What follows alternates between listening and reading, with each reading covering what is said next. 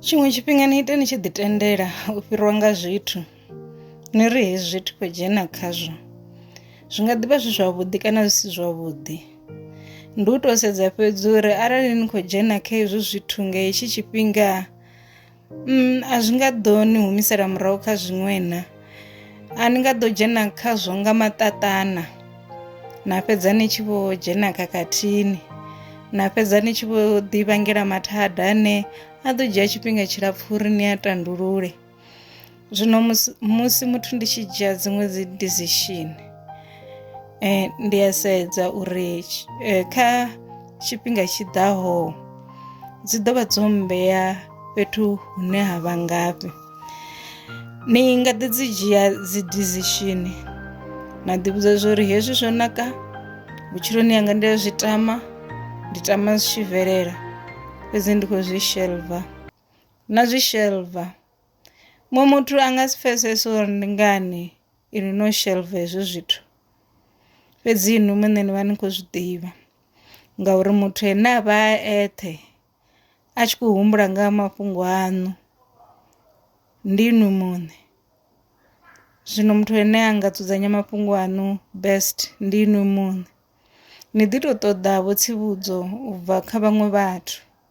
Ndi muthu ndi a ṱoḓa tsivhudzo kha vhaṅwe vhathu, nda hweya futhi ndo tsivhudziwa a thi dzhii zwithu zwo ralo, ndi a zwi vhea kha tshikalo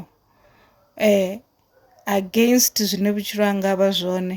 Nda ḓi vhudzisa uri practically can this work for what is happening in my life right now, kana hu na zwiṅwe zwine nda khou funa u zwi shifter nda zwi vhea ngei nda kona u ita mini, nda kona uri heyo puḽane ntswa kana zwithu zwiswa zwi kone u dzhena vhutshiloni hanga.